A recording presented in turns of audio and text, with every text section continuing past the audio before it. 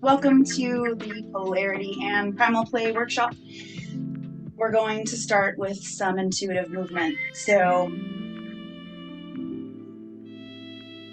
I'm going to hang out in hands and knees. You're welcome to start on your butt, on your back, whatever you're feeling into this morning. And we're just gonna, this is like a 2-minute, 45-second song. Nothing too crazy. Just allow yourself to get lost and also allow yourself to start to cultivate this observer lens. What do we notice is going on in the body and the mind and the energy systems right now in this moment? Enjoy.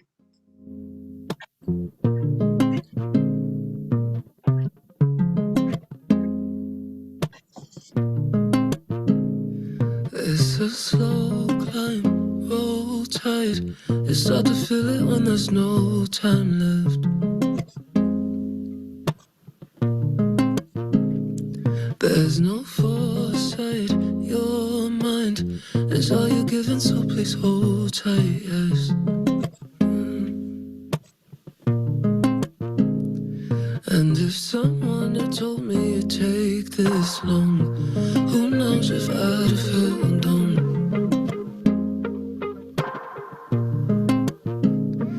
Guess the hope of tomorrow is never wrong, and I knew that all along.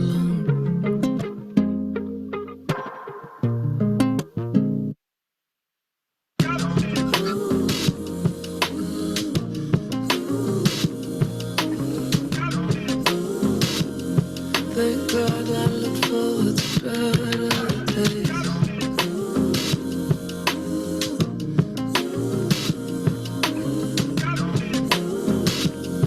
Thank God I look forward to better days. So rat race, no grace. You start to feel it when it's too late, yeah.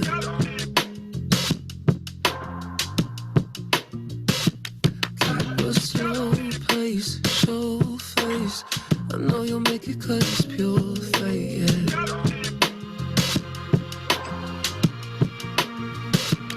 And if someone had told me it'd take this long, who knows if I'd have held on.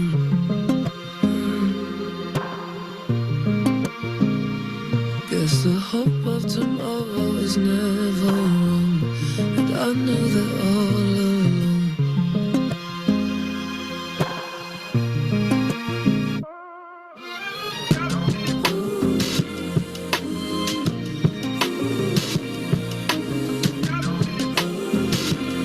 Thank God I look forward to better days.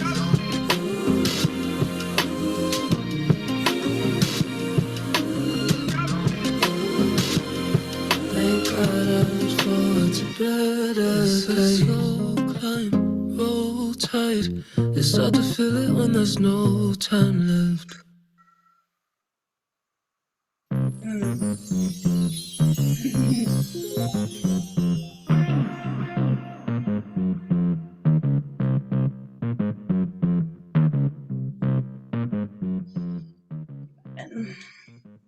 Yay. Thanks for wiggling with me. I would love to kick off when you are wherever you want to be. Kick off with a little intro. I would love for you two to meet. Ha. And essentially I would love to have a check-in, maybe choose a couple words or a phrase of how you're feeling right now. Share that. And I also would love to start a little bit of a conversation. I want to keep this concise though. Invitation to be concise of maybe if you can express to us where you're at in your polarity journey. Very like an ended question, but again, let's maybe think on that for a second and come up with like a little where I'm at in my journey with polarity. Make sense? So you can do your name, tell us where you're from, because we're all over. I love this for our group. And how you're feeling right now in this moment. and then where you're at in your polarity journey. I'll kick us off. So I'm Jen Holland, Mama J. I'm in Northern California, and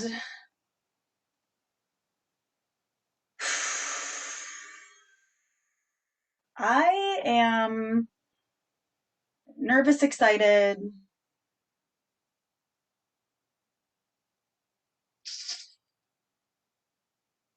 I'm feeling a little heavy in my energy body, but also really expansive. That's how I'm feeling right now. And I would say that I am,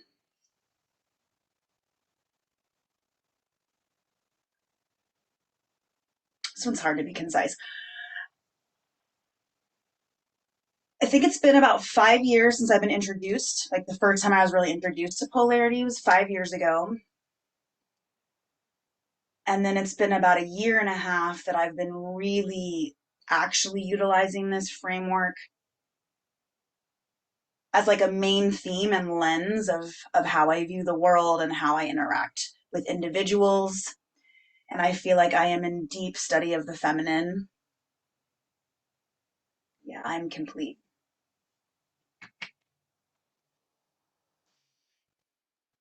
I am Marissa Jane, aka Mary Jane, aka MJ. I am all the way out in West Texas, like far west. It's called Lubbock. Um, and I'm feeling excited. I'm really happy to be here. I'm really happy that I had this on the calendar to hold me today because I didn't have anything else going on today. So it was so exciting to have an entire day to drop into polarity and play and getting primal because it's just what I love.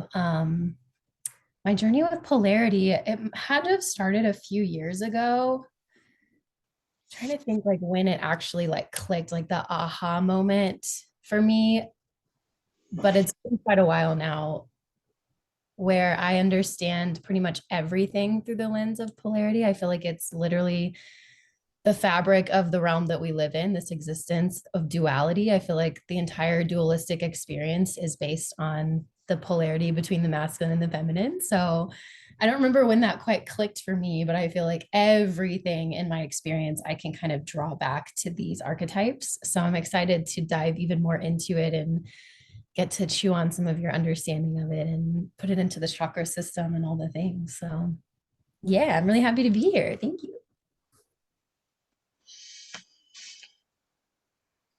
Hello, I am Jamie, and I am currently in Northeast Ohio. Let's see, today I'm feeling like a little bit clogged. I was sick all last week, and so like I'm still making my recovery back from that. So, yeah, I just feel a little clogged in my head. No big deal. I think as the day goes on, it'll start to loosen up. I'm not concerned about it. But yeah, I'm in this phase of rebalancing just my internal system.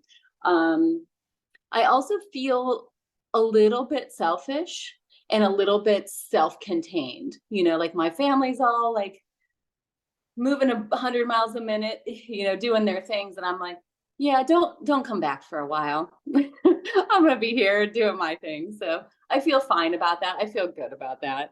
I'm letting go of the fact where I don't have to be sucked up in that whirlwind of moving at 100 miles a minute. I have pieces of my family that I'm able to detach from lovingly and say, oh yeah, that's what you're doing today. But I'm sitting here in my thing today, and I feel fine about that.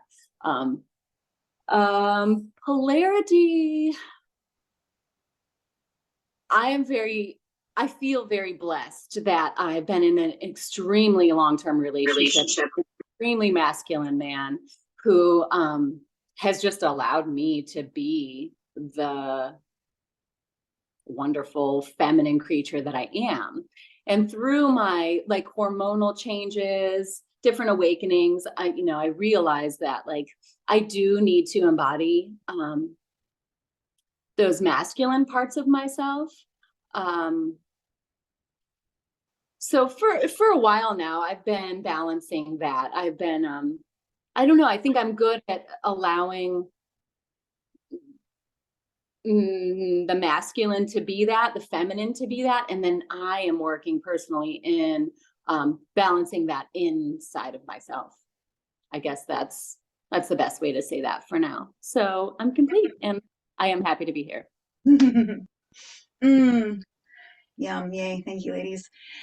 And I said this in the text, but I love that Jamie is just wrapping up the training and MJ is like starting the training, and you're both here and you've both been involved with the DRIPP for a while.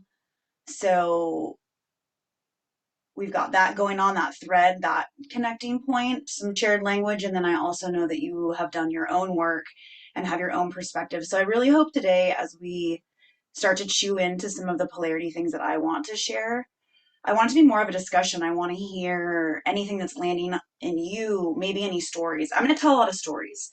I think outside of the body and feeling the polarity in the body, the next best thing I can do is storytell and share moments that I've seen this like lock into place for other people, and how that's like mirrored in me a deeper understanding of these principles and how to play in this magic. Because I personally think polarity is, and I think you'll agree, it's like the attraction of life. It's this alchemal energy of sourcing our power of and allowing our different energy centers to like supercharge each other essentially, and put us into divine union. Because that duality of like the oneness, the everythingness, and the nothingness, and this need that as physical beings, like we have to have a structure. Like we can't just be like a nebulous blob of energy floating around to like have this human experience. Like even our cells are bound together in this like negative and positive pull in our biology, and that like creates this structure for then all the nebulous shit to like not just like just like goo into the nothingness of the universe, and to like actually have this brain and these systems and this universe that works all together. And so um it'll be fun to explore this and to soften so much. I think there's a lot of polarity language and a lot of language about masculine and feminine that I think I was on that trajectory. That's why I'm here to refresh this. Is I was very much like feminine is soft and masculine is hard, and these are the things that are masculine and feminine. And I'm grateful for the beginning of that journey, as it did validate my feminine existence, but I do think it held me back actually eventually, and kind of put me in a cage of like, this has a definition of who I can be expressed as. And now that's what I'm bringing online, is this has nothing to do with your expression. This has nothing even to do with your sexuality. This has everything to do with your own interpersonal journey of bringing online what your masculine and feminine yin yang energy means to you, to look at the shadowy places, to befriend the true feminine, to allow the chaos to like be there, and then to also strengthen the structure, strengthen our ritual, strengthen our masculine, so that we can hold our inner feminine, and then just step into our divinity and be, in my opinion, the magical, profound creatures we are designed to be here, and to step into our dharma and follow our purpose and elevate ourselves and one another. That's kind of like a little a little intro sneak peek. And what I really want to start with is an exploration. So the next part, I'm going to take you through a really open form kind of meditation somatic exercise. And I would recommend either being bolstered seated or maybe lying down on your back. Always permission to change your mind, always permission to do something different, always permission to check in with what you're doing. And I'm going to walk you through some breath work and some prompts. And as soon as we wrap up, I would like you to take a couple minutes to just journal dump how you're, like, just anything that's in your mind, maybe about the experience, maybe just life. So we're going to do somatic exercise, journal dump. We'll take a bio break, a couple-minute bio break, and then we'll reconvene maybe in a little sharing circle if you feel so inclined to do so. So give me a moment. If you ever see me like on my phone or doodling around, it's because I'm trying to DJ for us. So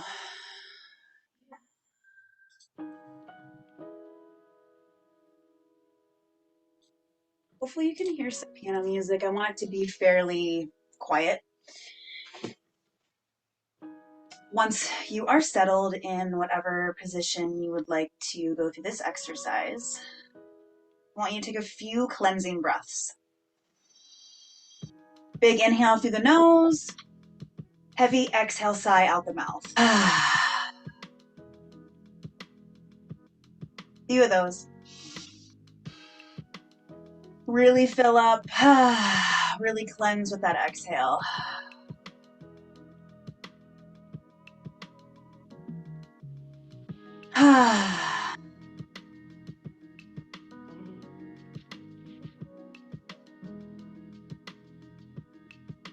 When you are feeling ready, I want you to bring your attention and your awareness to your root, to your pelvic floor.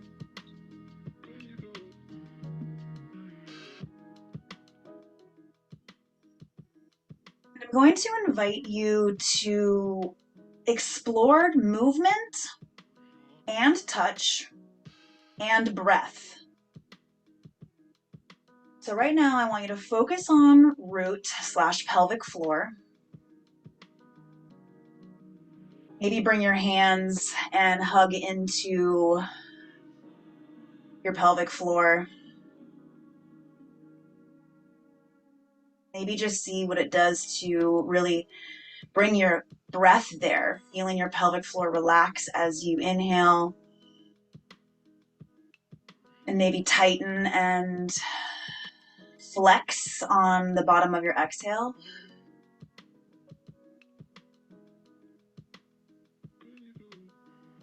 And see what intuitively arrives in the body when I say move. Move to help your body feel safe. I want you to explore feeling of safety and a feeling of anchoredness.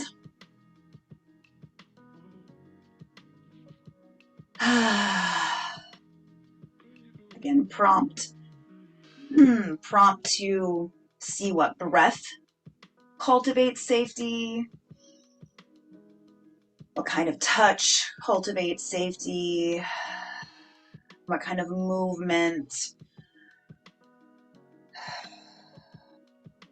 feel anchored. Keep your eyes closed. Allow yourself to explore. You can always change your mind and try something different if it's not quite doing it for you.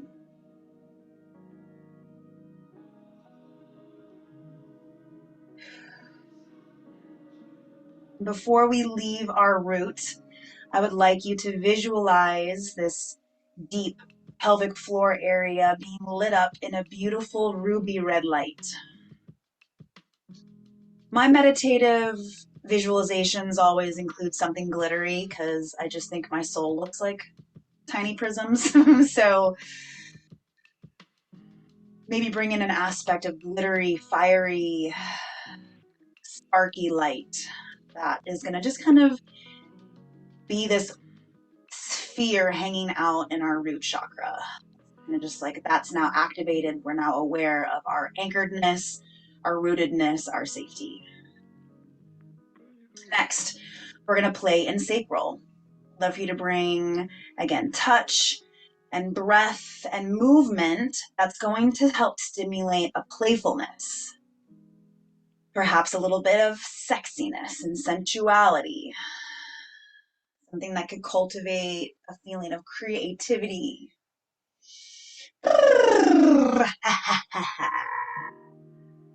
Breath be playful, let your movements be playful.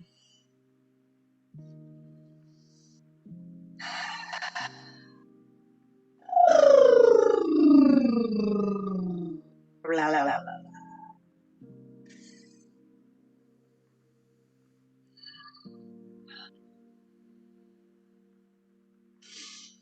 Don't be afraid to be weird, try different things, or to just try a really subtle energy, a really subtle moment of dropping into your touch and your breath. Before we leave our sacral, let's activate that by visualizing a beautiful glowing ball of amber, orangey light.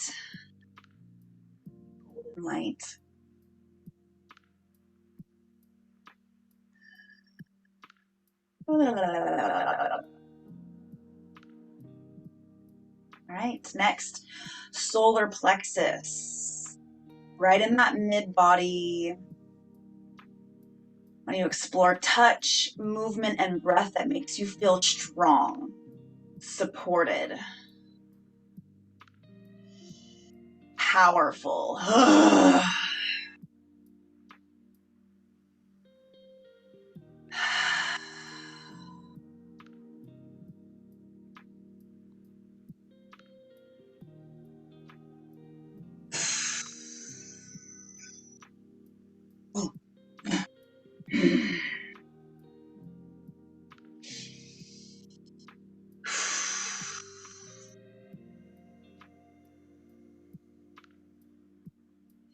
From a somatic perspective, I'm just going to bring you an invitation to maybe activate in your shoulder blades.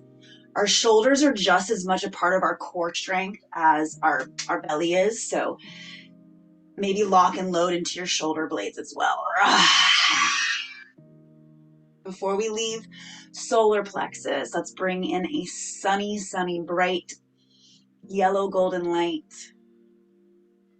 Feeling strong and powerful, stacked on top of playful and sensual and sexy, stacked on top of safe and anchored. Next up, we have our heart. Love for you to breathe and move and touch in a way that softens you to love. Kind of wraps you up in that warm blanket of nurturing comfort.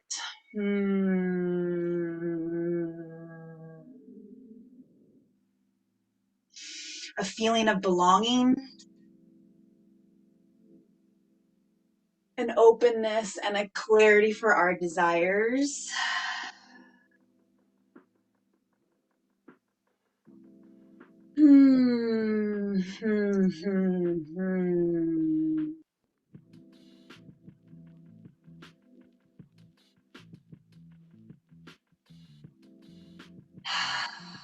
Before we leave our heart space, let's activate our visualization. This chakra center is emerald green. Imagine that area lit up, glowing, warm, emerald green light. And then next we have our throat chakra. This is our truth center. This is where we go out into the world now confident to ask for our desires, to play and interact with the world and stand in our boundaries, knowing how worthy we are of healthy love, of ease, of nourishment. Play with touch, play with movement.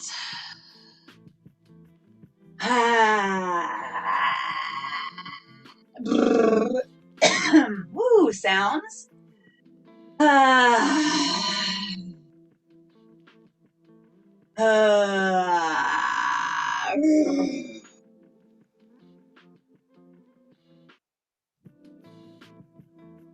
Choo, choo, choo, choo.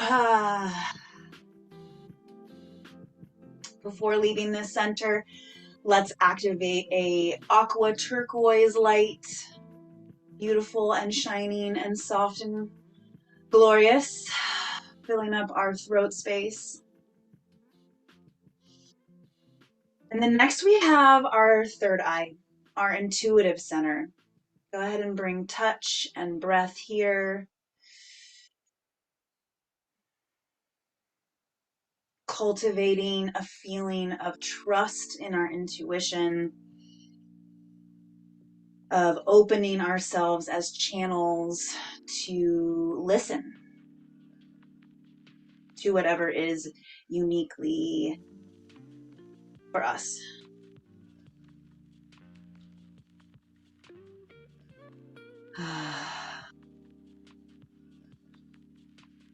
Again, search those prompts with breath and touch and movement.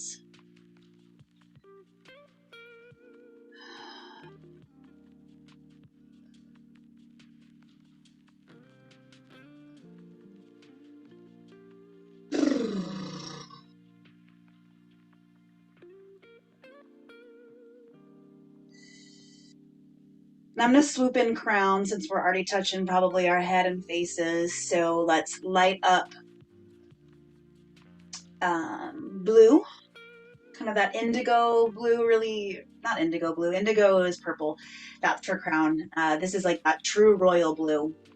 Whatever stone is that blue. So allow that to come online and then go ahead and sweep into crown chakra. This is our divinity. This is, to me, the connection point of this physical existence and the spirit pathway to the everythingness, to the heavens, the divine, to our expansiveness. Explore touch and movement and breath. That supports you feeling in your fullness, in your expansiveness, in your queen and king energy.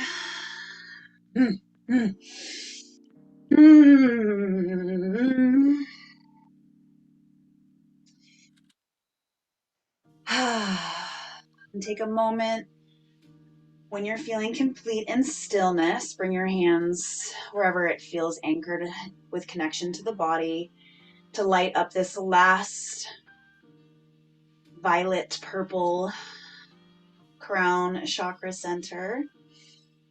And take a moment to observe yourself now lit up from red to purple, from root to crown. Take a few beautiful breaths and just settle into how this activation feels. Just let it wash over you.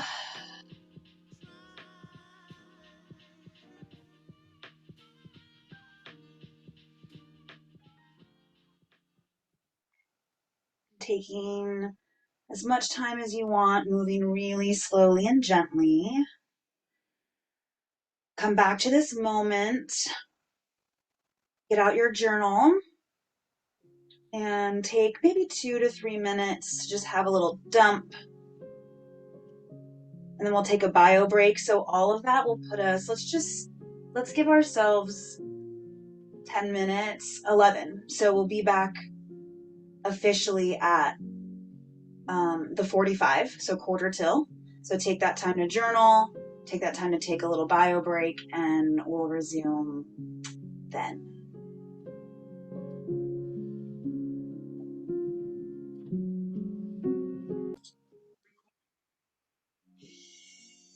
All right, welcome back. If you're watching the recording, I hope you took a break. Yeah, I just want to open up the floor if you beautiful goddesses would like to just share anything. It doesn't even have to be what you wrote about.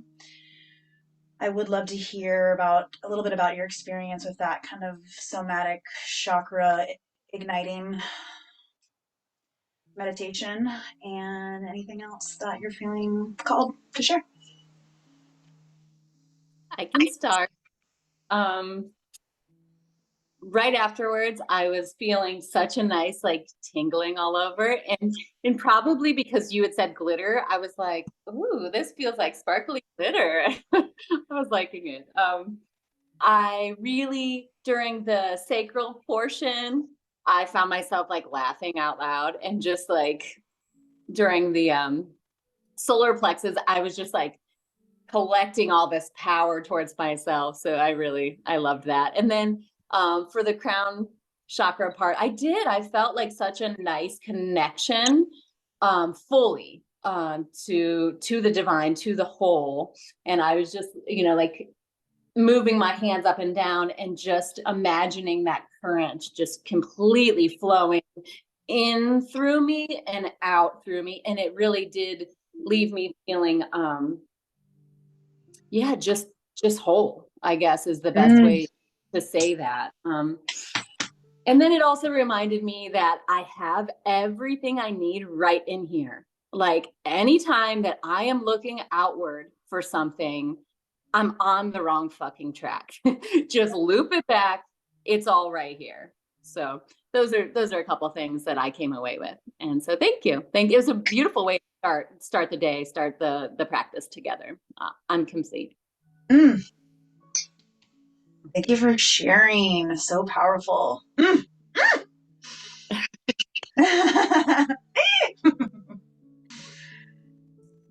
relate to that a lot. Yeah, I loved when you brought in the glitter and like the ruby with like the what did you say, like prisms. Like I've never seen that visualization. It's usually like just a spinning ball of red, you know. So I loved that you brought in this visualization of more of like a 4D, and it had like texture and it had like dimension and the prisms. And so I loved that. I felt like everything was very like crystalline versus just, that it just, I don't know, it felt more like galactic in the body than usual when I'm doing like a chakra meditation. But yeah, I loved that. I noticed a lot of stillness was really what I was feeling called to. And I feel like that's kind of comes back to polarity for me, because as such a feminine being, I really struggle with the masculine of really embodying it. And stillness is something that I've been really called to lately, of like, just sit the fuck down, shut the fuck up and be still and like see what happens. And so it felt good to give myself that permission. Even though the prompt was movement, I felt myself really leaning more into stillness and like just like being, and it just felt so yummy. It felt just as good as movement does typically, to really just be in that, my computer's about to die, just to be in that stillness. And yeah, by the time I got up to the crown, it was kind of the same thing that you were saying. I just had this like knowing of like, I have everything, like even in when I can just rest in the stillness, like it's all here, like this is the truth, this is my essence, like it's all here and it rests without me even having to do anything or having to move. It's here. So yeah, it was really beautiful. I loved it. I loved it. Yeah. The only place I felt myself really wanting to move was the sacral, which LOL. Like get a little saucy and like lick some things, but other than that.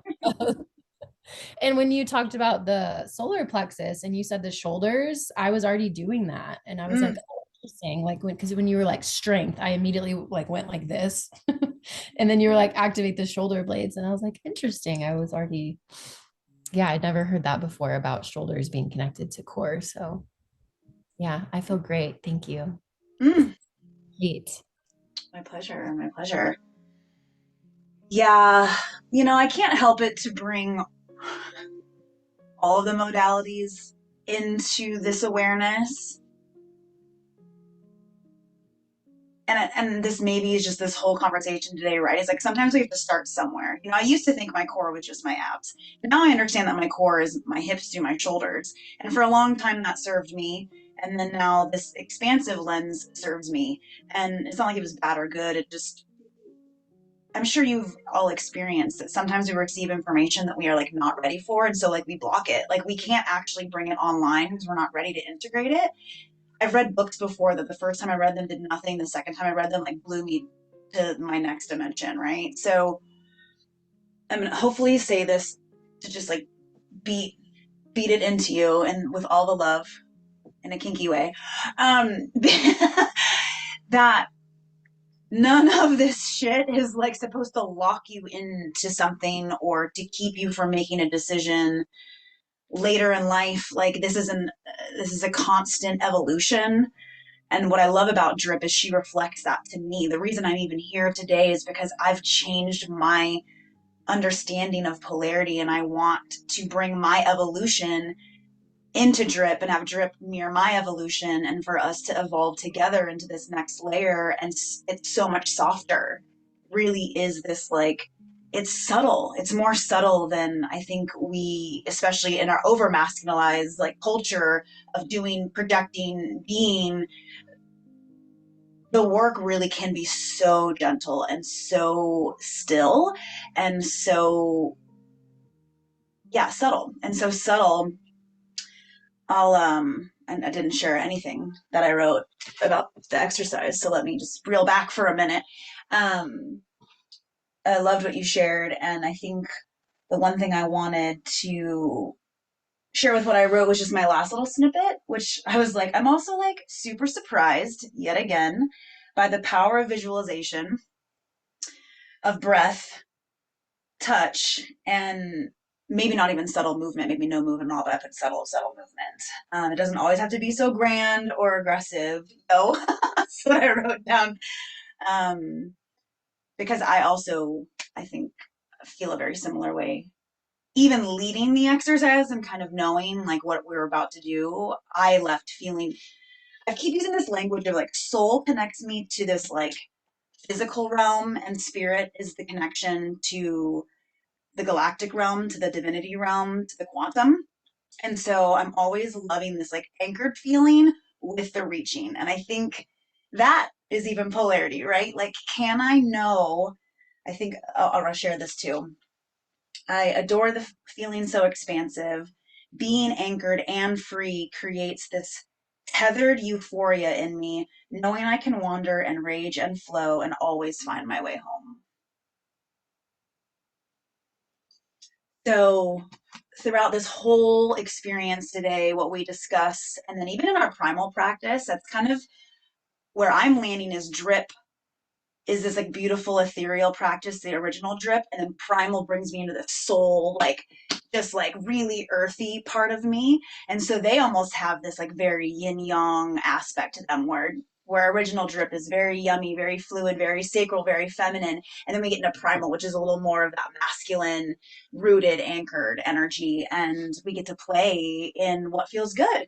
And we get to accept that during different phases of our lives, we might be more masculine or less, or we might not have a choice. When we're not partnered with a masculine being, a lot of us feminine creatures have to be more masculine for ourselves than we would if we were paired. And maybe let's not even say paired, because now I live in a village of men that support me and I'm way more feminine and none of them are my partners. So let me just be clear that maybe just surrounding ourselves with healthy masculine energy, or vice versa, men being surrounded by healthy feminine energy allows them to drop off some of the unnecessary energetics we take on when we're more alone, more isolated. And then I do think there are some of us in some phases where we feel right in the center, 50-50, pretty balanced in our beingness. And this isn't to project anything. This isn't, again, to mean anything about how you express who you love. And there is no like definition here that you have to play a part of. It's an exploration. This is a constant like invitation to go inward. Like you both said, this, we have everything within us. And as you both know, I know you both understand and preach this, you know, as above, so below, as within, so without. If we're not being curious about our own polarity and how we can be in alignment and how we can stay tethered and expansive, we will close off devotion and love to those around us. Or we're going to project our insecurities onto other people. And I'm going to start with one story and then I'm going to open up the manual and we're going to do a little bit of like lecturing and then we'll have some discussion. But I just experienced this with my father. I don't have a very close relationship with my parents because we live in different realities. Is the best way to say that. But I am spending time with them. I do love them and I hold them in the spaciousness that they're able to show up in. I finally have softened enough to accept them for who they are. And now I just get to observe. I think without a lot of reaction. I'm at that point in my life. And I've been on this deep feminine journey. And a lot of that looks like refining my desires and asking without shame, essentially, and knowing that I'm worthy to receive. So for me, the feminine, and we'll dive into all this in a minute, but the feminine is nonlinear, the masculine is linear. That is how I've changed my perspective, as I have stripped away all other language to describe masculine, feminine, or yin and yang, and I just always boil it down to, is this a linear thing or is this a non-linear thing? And that's where they live. And that's where I think the biggest, and hopefully today will like open this up more, but I think the biggest misconstruing is happening in these spiritual realms is we're not looking at it as this like very chaotic, non-linear thing. And for me, the feminine is activated through receiving and through following.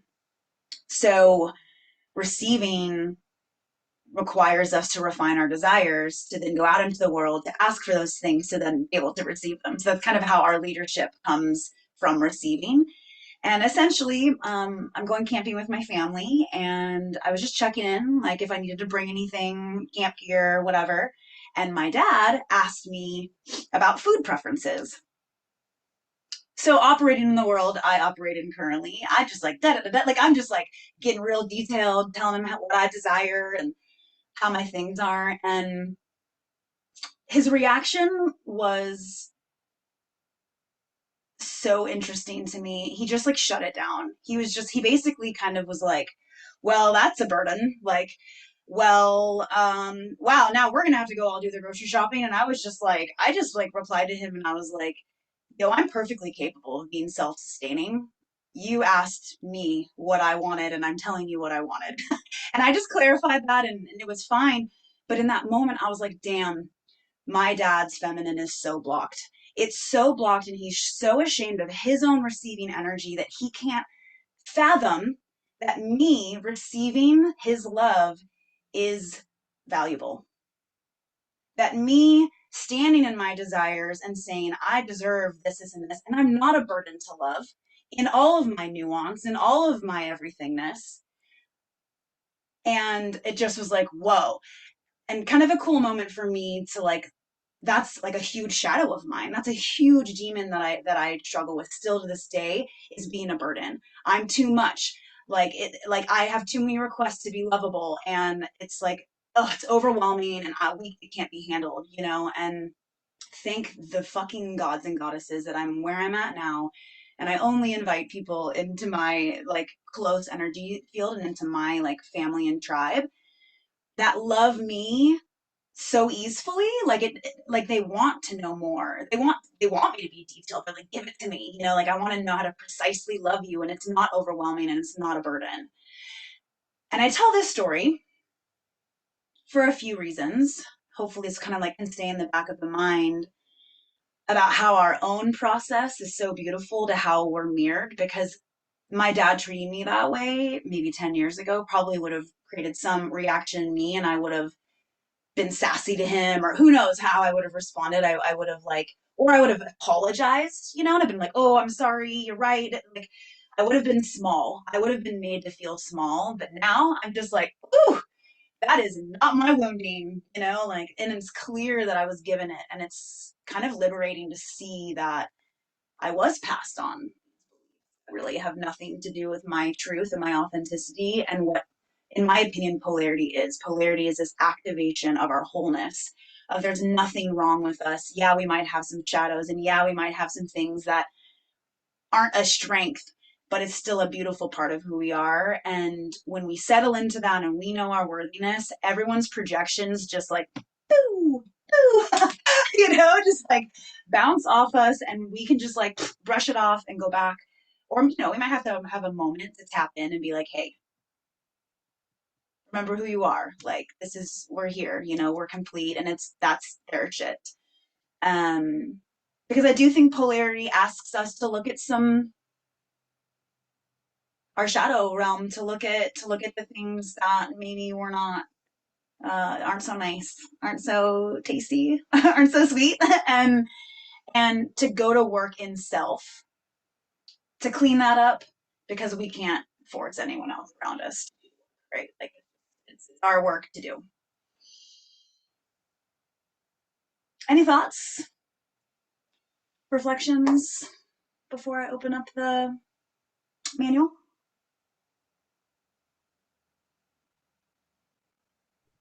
Thank you for sharing that.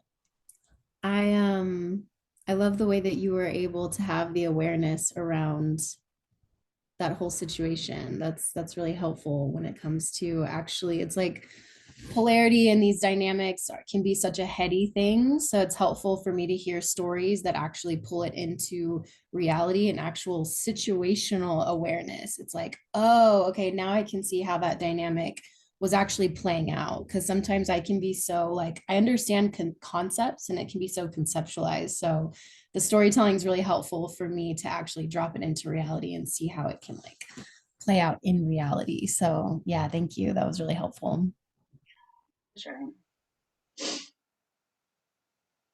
I feel storytelling is one of the gifts I want to continue to refine. So hopefully today I have several more to share, and hopefully that will really help it land. Because funny enough, on this polarity journey, I'm kind of in this phase where I like want to get out of the logical mind. I think that's super masculine, and for me, I think my masculine's overdeveloped, just being raised in this culture. I always default to like project, to like going, doing, controlling, creating, output, output, output, output. And I'm really trying to slow down and find other pathways to listening, essentially, or even just like figuring things out. And so that's why hopefully today, with all the things we do, we can like embody it, but we can also like embody it through stories, right? And like you kind of living through the experiences I've had and how they've transformed me and the people around me. Um, and just an invitation for all of us to, if we're feeling stuck in our heads, like in a logical place, if we're feeling stuck in a conversation with a partner, a lover, a roommate, if we're like in the conversation and we're looping, we like aren't getting anywhere, invitation to get out of the head, get out of the mouth, and get out of the verbal space, and like maybe drop into the energy, drop into the breath, go outside and scream, play, like try to do something different, and understand that to shift this paradigm and to bring in these different energetic dynamics, we have to be willing to play and experiment. And hopefully that's what you also felt in that beginning chakra somatic exercise. Is it's just an experiment. I was like, there's no really wrong or right way to do this thing right now. Like I just want you to be open to be curious about how to make your body feel this way. And I think the last thing I'll sweep in just for a language set or like an understanding definition is, I personally view these conversations with the body in three different bodies. And you can disagree with me. This isn't anything I've read anywhere. This is just what I've put together. Like dots in my head make sense to me and the language that I use. So when I talk about the body, there's the emotional body is part of the physical body, in my opinion, and the body speaks through emotions. And then the body also has a physiological response, right? Like we have an actual like hotness and like sweaty, and like we have these like physiological things, and those are tied. I'm sure you've experienced heightened emotions and a physical sensation in the body, like when we're anxious or overwhelmed or whatever, right? So to me, that is all the physical body. And then we have the mental body, which operates in thought and the words that are going on and how we're perceiving the world and how we're interpreting the world, labeling it, categorizing it. All of those things are happening in the mental body. And that's really all we focus on in America. We're like, bing, there's the physical and the mental, and they're connected. And hey, mental health, physical health. And we've entirely left off this energetic body, which I hope to also, with this conversation of polarity, understand that to me, that's what polarity lives under, is this energy body. So there's many different sciences. I love the chakra system the most to start to break these concepts down, because like you kind of hinted at, Marissa, is that these are kind of like nebulous, heady things. And so they can be a little uh, difficult to like figure out what we're talking about. But at least with the chakras, they're like, it's a little more like it's got this system, it has this like layering, it has like steps that my little human brain can like kind of follow and figure out when it comes to the energy body. So I'm hoping today we ignite the energy body at large. That's why we started with the chakras. I want to bring an awareness to the fact that there's this whole other body that has a whole other way that it speaks. And I always say the energy body speaks in presence. To me, that's the only way I can tap into my energy body is to get anchored in the now. When I'm too in my head or I'm too in my body, like sometimes I'm not actually present. And then we can bring on the awareness of the energy body. So that's the language I use for the bodies. And so if you're new to polarity, if you're new to energetics, please don't feel bad or wrong or weird. We've left it out of our education and out of most of our systems in America. So most people think it's a bunch of woo-woo bullshit. But anyone that has studied Eastern medicine and philosophy at any capacity knows that it certainly is not. And American medicine, American healthcare, is it only finally kind of starting to research these things, and all it's doing is supporting what people have known for thousands of years about these things. So with that said, let me pull up the manual and I'm going to share that with you, and I'm going to try my best to like only have it up for a little bit and then close it down so you're not just staring um,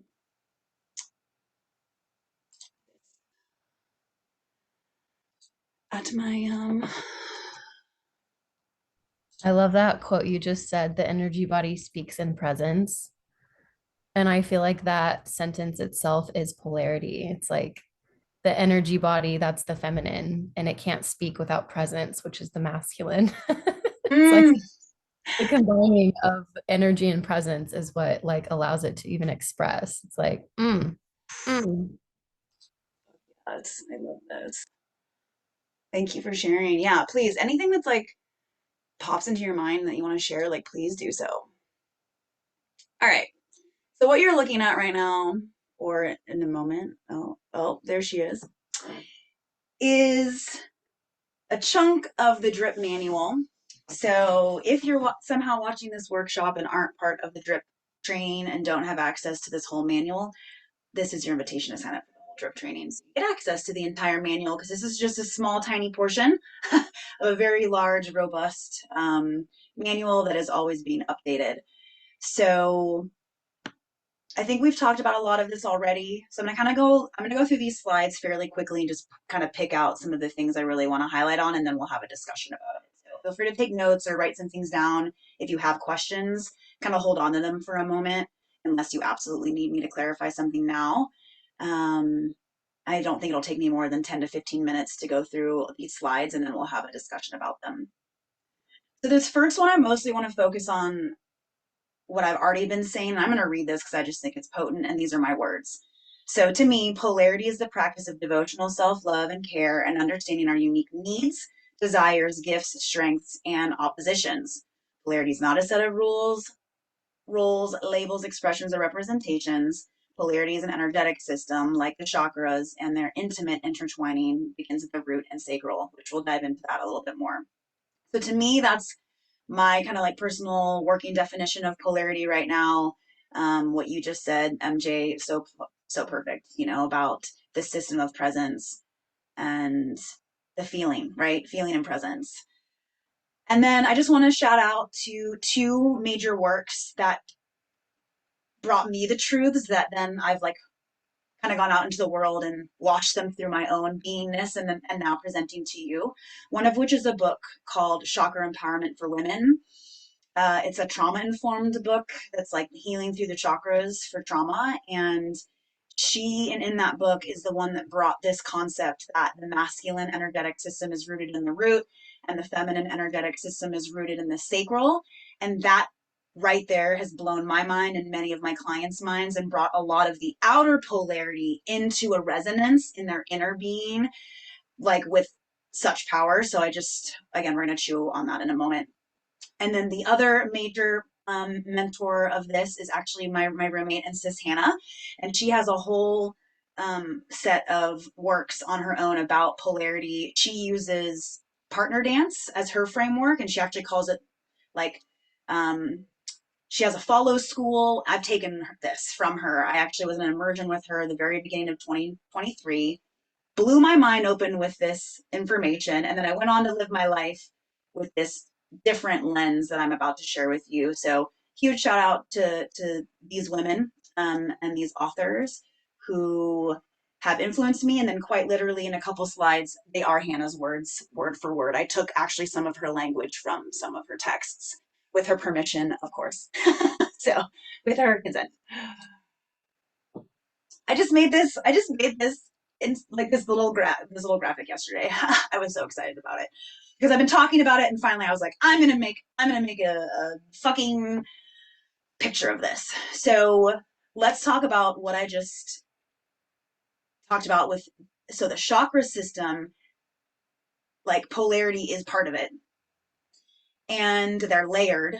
So again, root is this masculine anchor point, sacral is feminine anchor point, and then they continue to layer. So solar plexus would be also masculine, heart is feminine, throat is masculine, third eye is feminine, and then we have our union in our crown where they are one. Yeah, and what I thought was really interesting was the way, again, coming back to the somatic exercise that I walked us through, even though, again, I was the one that made it, I actually noticed this a little bit with the way that I expressed the different chakras. I did feel like third eye and heart and my sacral was all this very like I was like touching my heart space like this, and I was like loving all my third eye like this, and in the more masculine one I was feeling more of that like whew, like that like strength, that power, that like outward energy. I wanted to make more vocalizations. I wanted to like like get into that like that body. So I'm not even trying to put language in this. I think maybe even this discussion is like, how does it feel? How does it feel when you kind of like turn on these masculine centers, and how does it feel when you turn on your feminine centers, and just pay attention to what's evoked in your physical body and the energy body. And if you don't like masculine, feminine, feel free to use dark, light, yin, yang. I don't really care. I think we're talking about the same motherfucking shit. So negative, positive, black, white, like whatever duality you want to throw in there. I don't think there's a set of language that's right or wrong. However, as a feminine creature, I have found empowerment in using the word masculine and feminine. I have found it helped me really open up and be and value my feminine and value my like femininity as a woman. And so for me, the language has been empowering. If you find it disempowering, please permission to change that for you. So let's see. I think that's pretty much it on that slide I want to cover. Other than maybe polarity is about attraction, and attraction creates that like, let's call it that tingly energy that you were feeling after our meditation, right? Like there's an aliveness.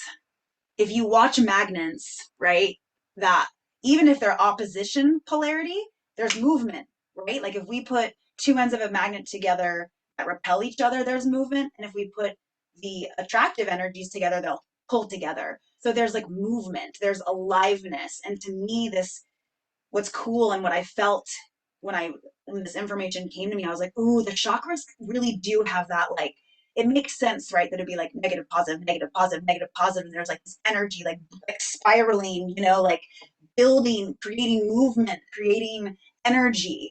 And that's why like this matters when we're over masculinized or under, or we have like wounding in our feminine or wounding in our masculine, or blocking this capacity to have this inner energy, which personally I think is almost the most important body, or like the first body to pay attention to. Because if this is flowing, then the mental and the physical are going to be a piece of cake to like show up and love and devote to and notice when they're off. The energy body is far more subtle. So if we can prioritize paying attention to that, I think it will only serve us. Let's see, I'm gonna go over so I can look at this. I'm not gonna read these slides in their entirety. And just also those of you watching and ladies here, I am gonna pull this chunk of the manual out and just like attach it in a PDF. So just like this section will be available. Yeah,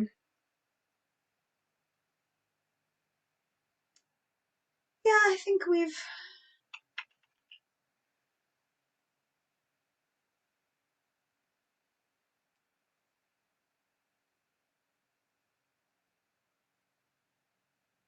think it's time for a story. So we'll come back to this. Story time. So first I'm going to start with a story about me, and then I'm going to tell you a story about a client. So very early on in my journey of polarity, even this is before the definitions I'm sharing today were online, and I just was like even open, like I was like kind of like just given these ideas, and it was David Guetta's The Way of Superior Man book actually was the kind of my introduction to polarity. And I think I had that book because I was leaving my second marriage. Well,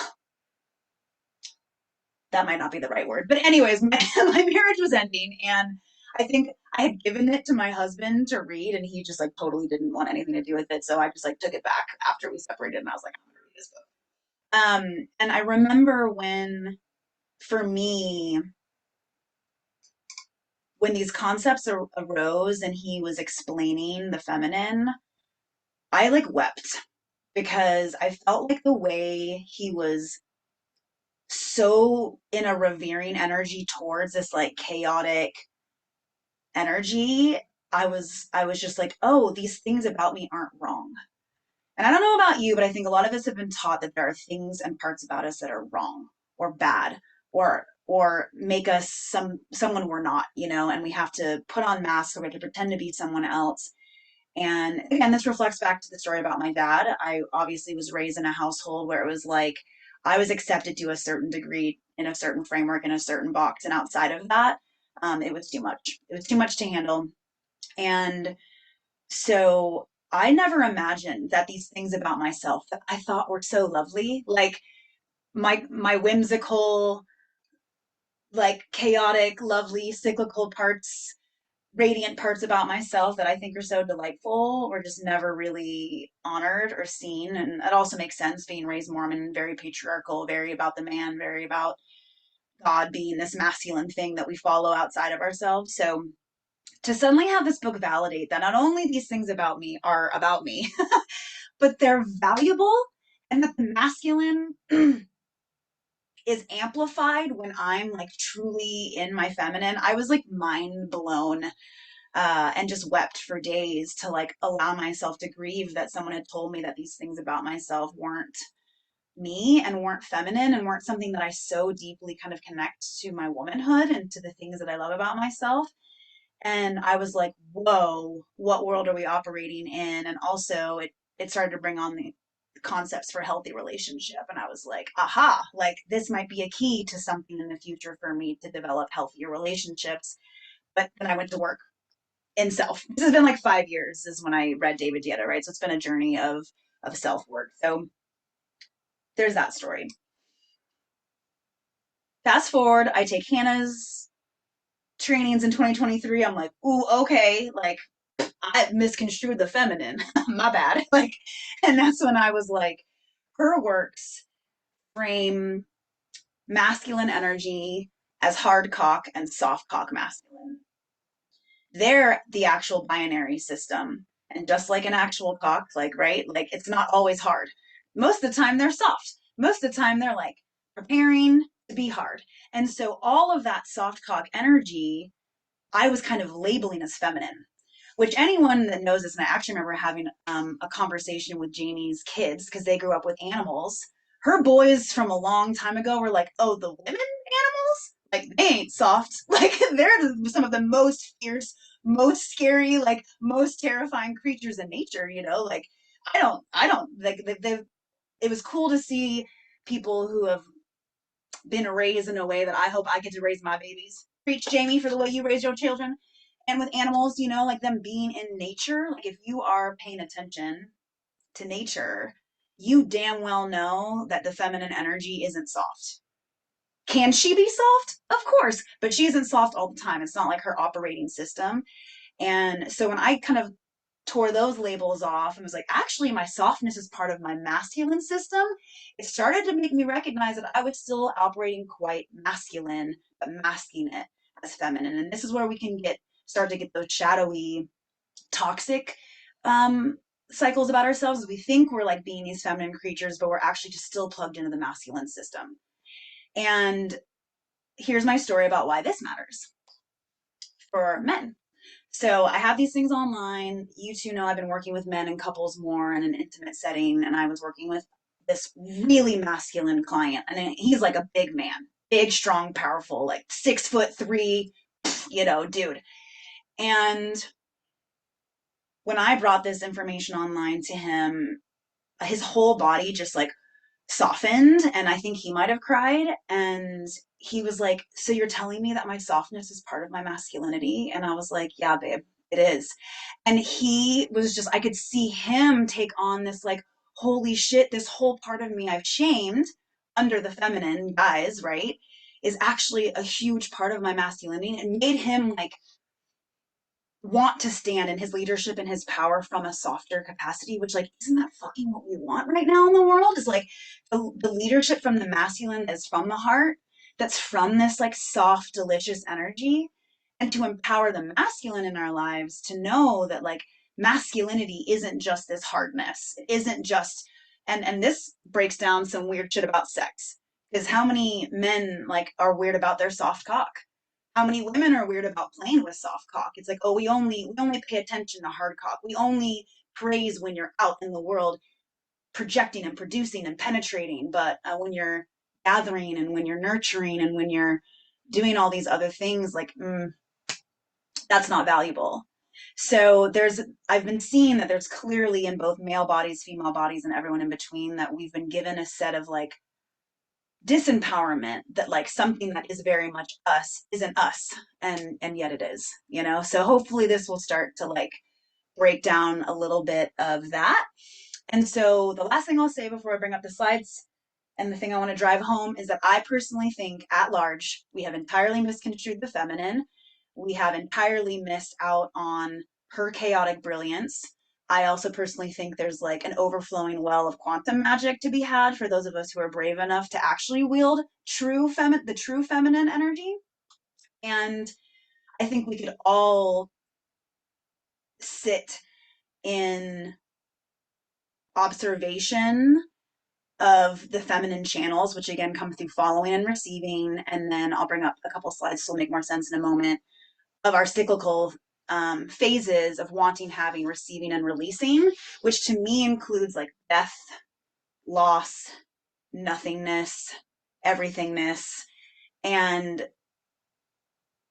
those are things, especially in America, also are clouded in shame. I think so many things that are clouded in shame really belong in the feminine. So our sexuality, that's like sacral, that's feminine all the way to me. Sexuality, chaos, being messy, being too much, uh, sensuality. I'm trying to think of what other things I think are like nature. I mean, just think of the way we treat nature, like the way we treat this, like, oh, we can't control her, therefore we need to like strip her, of all of her outer value, but never like appreciate her inner value, and we like have this really shallow um understanding. And I really just think I'm at the beginning of this. I literally am like studying nothingness right now. I'm like, what does it mean to just do and be nothing? Like, what does that even mean? Like I've never asked these questions or done these in my practices. So again, invitation to just like let whatever lands in you today to start to shape how you approach yourself and how you approach others. Let me bring up these slides so you can see what I'm talking about. Oh.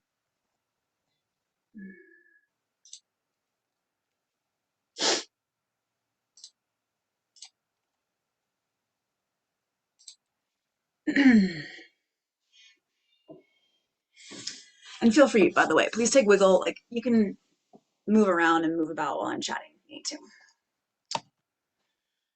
Okay, so here's the slide about binary, and I do really love Hannah's language for this, so I'm probably just going to read this whole slide or parts of it. So a binary system is what creates structure. It's linear, it's process oriented, overt, and concerned with input and output. Collecting data, doing something with that data. Okay, that is all I want to read there. And then I like how this kind of has like these are her words. This is Hannah's infographic. So the hard cock and the soft cock and the kind of the properties that would belong there. So a binary system actually is what creates nuance. So computers and DNA both run on binary systems to produce variation, to produce nuance. Just like a computer program can't be all zeros, no human can be all feminine or all masculine. There is a innate duality in all of us, and the binary is actually what creates the structure for all the nuance within it. So if you could maybe envision what I've created, this is my infographic, that I'm not being this linear line, but maybe it's a sphere. Okay, let's take it into more of a 3D realm. So the masculine is able to create this container with the fact that it's a linear system. He has hard cock, soft cock, masculine. It's holding the tension, create a barrier.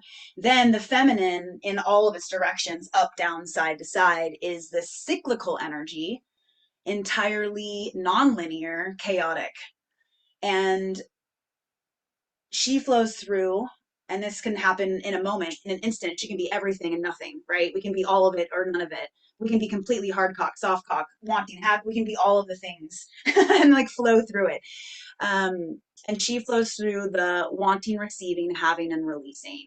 And so if you wanted to link those up, if you are a cyclical being and you have a cycle, you can start to feel into this in your actual monthly cycle and notice how these, like that wanting energy comes online, and then the receiving and the having and the releasing, and how we kind of flow through those in our phases. And we really get to honor that change in us. And I've really loved letting this lens land in my cycle alignment, because now, like in my winter, in my bleed, I'm like, for me, that's my nothingness. That's like my empty phase. And so I'm like, I need to honor the death. I need to honor the empty. I need to honor the nothingness right now.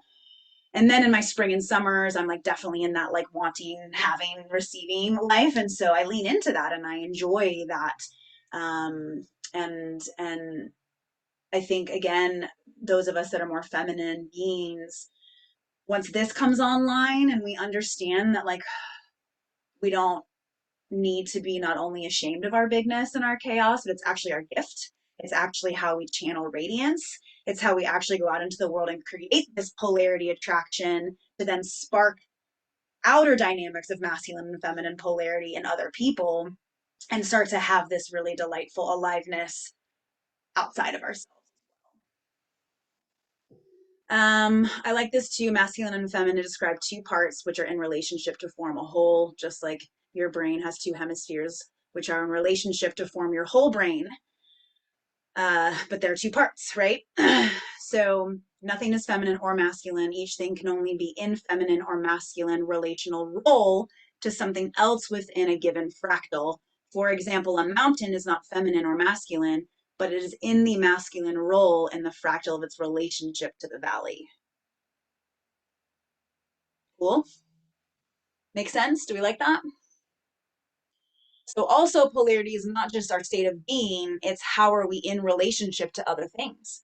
I say all the time when I'm in DRIPP, even though DRIPP is such a format for the feminine, I'm actually quite masculine because I'm the space holder. I'm the one now stepping into this deep masculine position. In when I'm in relationship and teaching, I'm more masculine so that my people can be in their feminine more.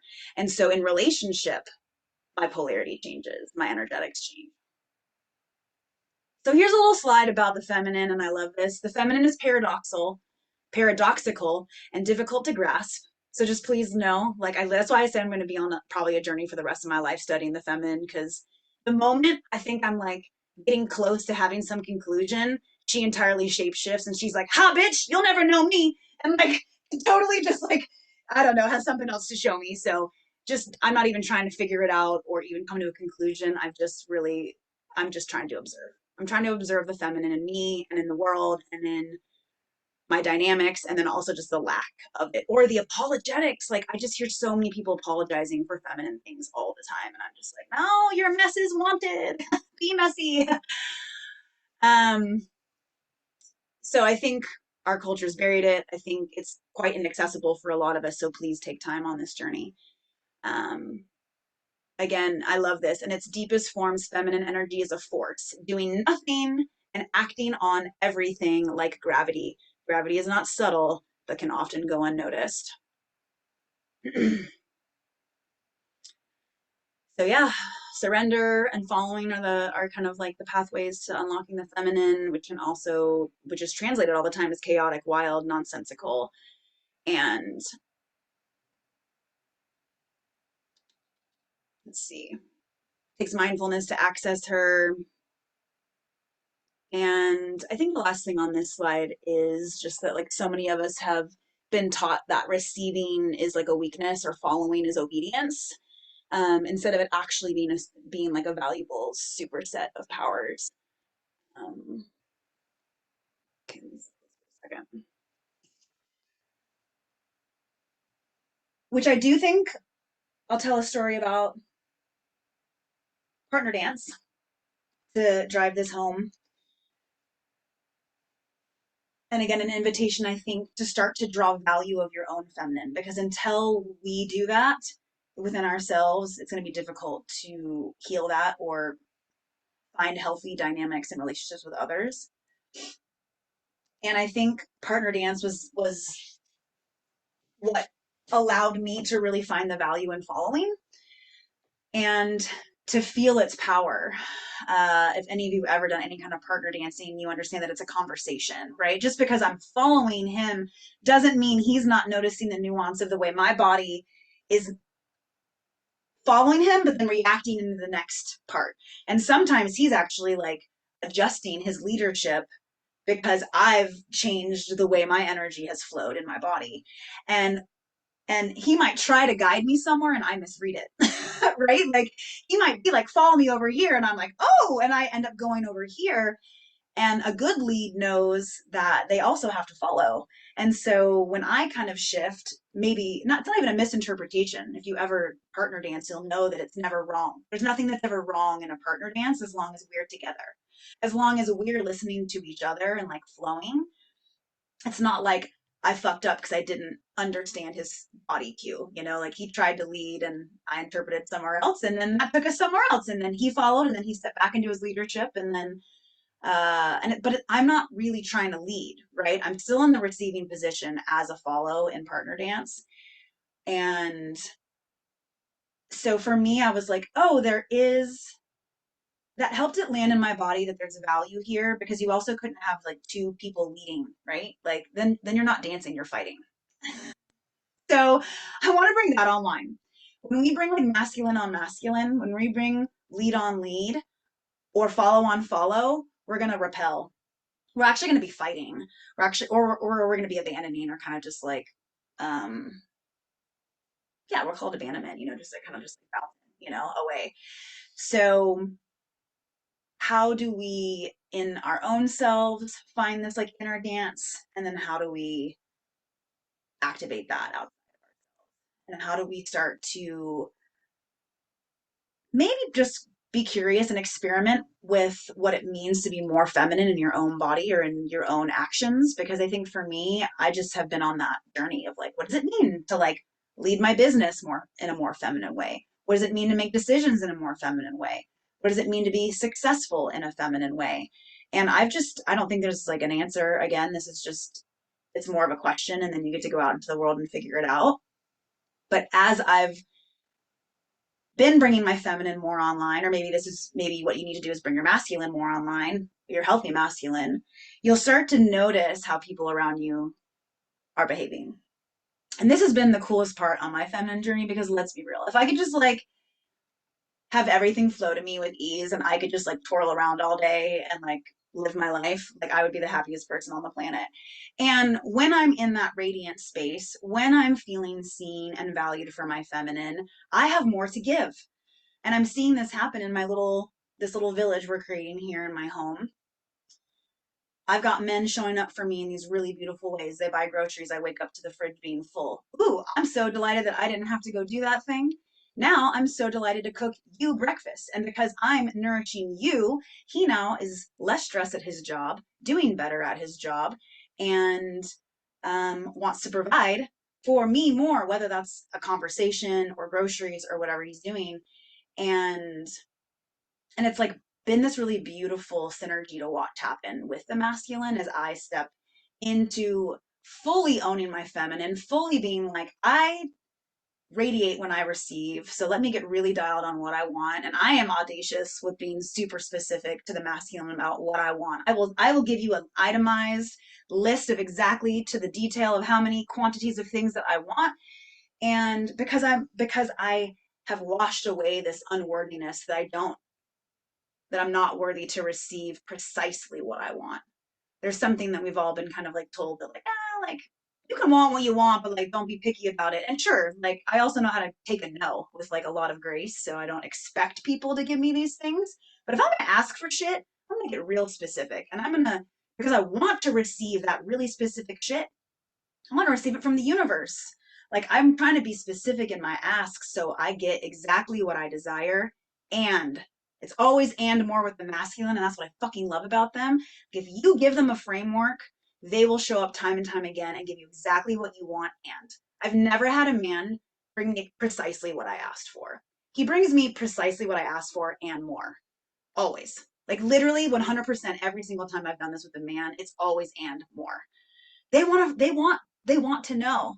And I really like think that this is the part that's delighting me in life is the more I step into this energy, the more I watch the masculine fire up around me and to they just want to provide. They want to be in their masculine energy more, which then allows me to be in my feminine energy more. And we're just in this like really incredible synergy where I'm just floating around the house making everyone feel good. And I have energy to love on people with my hands-on work.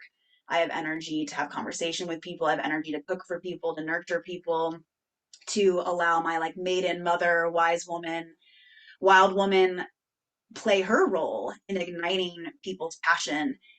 And I really think the feminine is the agitator. The feminine energy is what creates change. She's the nuance. She's the thing that like the masculine, and I'm sure we've seen this in very masculine men, they will live on the floor on a mattress with a TV and paper plates for years. I don't even know how long they would go. Just like really simply just do, and then but a woman comes around and suddenly they're like, "Oh, well you like it's like we pull out that beautification, the chaos, the creativity, that like swords of energy and we push them. It's why I think in masculine feminine dynamics, women get a bad rap for being naggy, which it could be. You could be nagging people. You could be coming at them from a toxic energy. How, but what's the difference between pushing people to do what you think they should do? That's like the ego versus like pushing people into their greatness. That's what I think the feminine's here to do. She's here to be like, are you sure? We're gonna test you. Like, I'm gonna like see if you actually have resolve. I'm gonna see if your masculine actually is firm. Can I push you over? Can I like boss you around? Or can you just be like, hey, feminine, knock it off. Like, I've got it over here, or like whatever it is, we're that testing energy. We're the agitator. Something has to happen to create change in a linear system, or else it'll just operate in its linearness in perpetuity for always.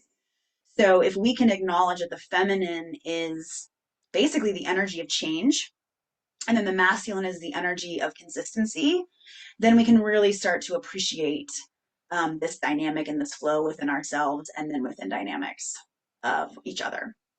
And I personally don't think polarity matters a ton in your outer relationships if you want a neutral life. I don't want a neutral life. I think polarity again is what plays into attraction. And attraction for me comes in three forms. And why? There's like kind of three whys of attraction. There's sacred sexuality. So we might want to entangle our sexual energy with someone, and that's why we're attracted to them, which I definitely want that in my life. We are attracted to people to heal or create. So these are Tantra principles.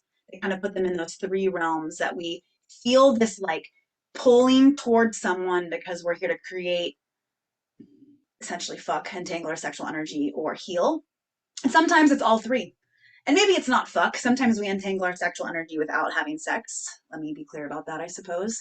Um, and for me, that's, I want an erotic life. I want to be attracted to the people in my life, whether they're mirroring things in me that need to be healed, or we're in compatibility because they step into masculinity in a way that like I really complement in my feminine, or vice versa. And we can start to feel into these things. Okay, I think there's like one or two more slides to share, and then we'll have a little discussion and a break. Sharing this screen is always gives me like the runaround. Okay, so I want to make sure I got through everything that I want to that was in the manual. And this last part is about relationships. So this just kind of talks about fractals, which can get like really like existential really quickly, because like there's like these tiny fractals happening all the time. Like we're a part of a whole of a whole of a whole of a whole, right? It just like kind of keeps like expanding out. But all of the systems are a relationship. Like that is what a system is. If there are parts that make up a whole, then that's a relationship. And so this is where Hannah likes to use feminine and masculine. That's her take, is because they're creational principles. This is how they're related to gender. Gender and reproductive sex result from these creational principles. The natural variation of gender and sex is proof that the binary is incapable of producing only two results, right? Like we see that happen all the time in nature. It's like there aren't just two. There's like a myriad of things that can happen. So just another like lens for this like fractaling of a relationship. And also, again, I've missed this part, but why Hannah prefers to use masculine feminine, because it does come from that like creation moment of how things have come together and result from that creational principle. And then when it comes to union and relationship, and again, these are Hannah's words, which I love, like polarity is a part of an energetic law. So basically just learning about your energy allows you to use your energy efficiently, more wisely, more effectively. And union is when we are in devotional relationship to each other. So that's why this framework can start from within. This is a development of a devotional love within ourselves. And how do we appreciate these parts of ourselves that are a fractal of how we relate with ourselves, but then is how we relate with individuals, with our community, with the world. And I love this. When the devotional relationship between your inner feminine and masculine is out of whack, life feels really difficult and you may feel bogged down by negativity. Yeah.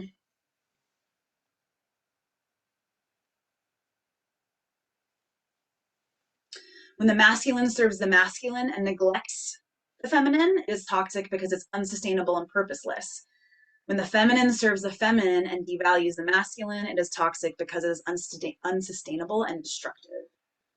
This is where we can start to see some of this toxicity happening in polarity. Masculine serving masculine is like making a ton of money in a career you hate, while money piles up and there's no enjoyment for you or anyone else.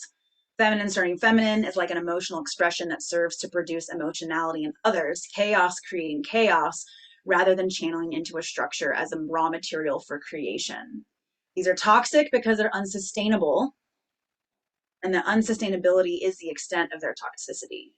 Both of these patterns extinguish themselves. If they're happening within you, your suffering is the way they extinguish themselves.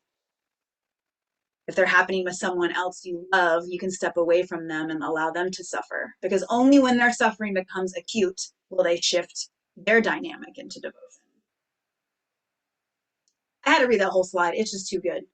It's too fucking good. And basically, this is what we're talking about today. How do we heal? So if we notice these toxic dynamics within ourselves or within others,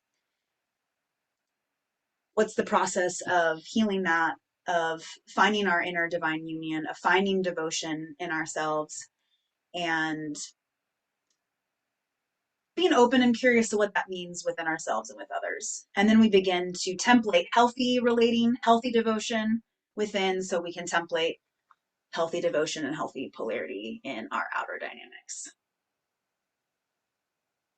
Okay, I'm done with the slides. I would love to hear, I don't know, just anything that popped out at you, or if you have questions, and then we'll take a tiny break, or we might just call it for lunch and come back. Or if you guys are okay, maybe we'll chat for like 15 minutes and then take a lunch if you're okay with not taking a break for another like 15, 20 minutes.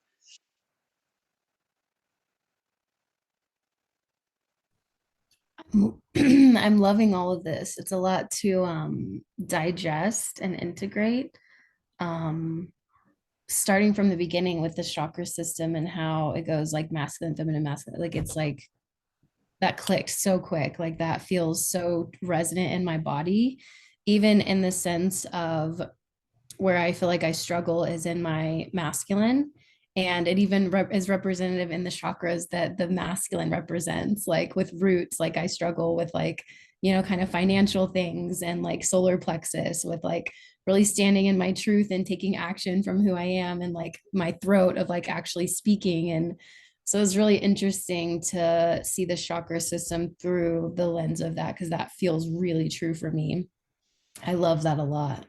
And I really love the soft cock, hard cock analogy for the masculine because it's that reminder that even within the masculine and within the feminine, these polarities also exist in separately within the two. So it's like, you know, it's always nuanced.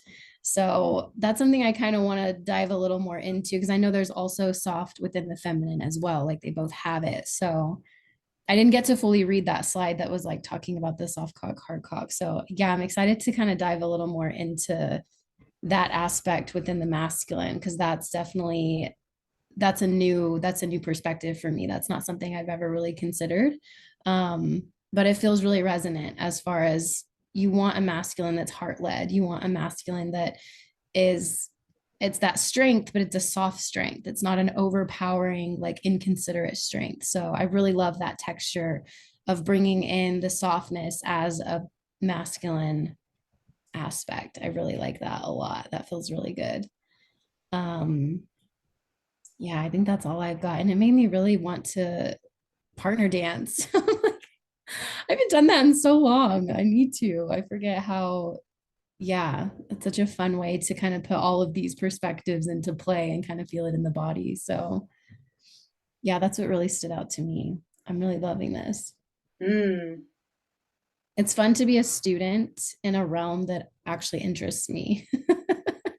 I'm right? like a good student when I'm actually fucking interested in the topics. Crazy. What? So yeah, Mm, this is I so love fun. that. I can bring up that slide again if we want to dive into it because I think we could just kind of notch around these topics for if you're both okay and don't need a bio break for another like 15, 20. We can just kind of like rummage around and take a look at it and I can go a little deeper into what I've discovered or just again, it's just like as long as it's making you curious, you're on the right track, I feel like, right? Like as long as you're open to curiosity. And I think what we can discuss again when I bring those up is like masculine as the container, which then means the feminine can flow. So she will have soft and hard cock aspects of herself as well, because the feminine can consume everything and nothing, where the masculine doesn't. Like he kind of just has like the two operating, like that system is very linear. It's always going to be very linear, where the feminine is just kind of a, like madness and I think maybe I've personally have translated the soft part of feminine to be that opening of the receiving.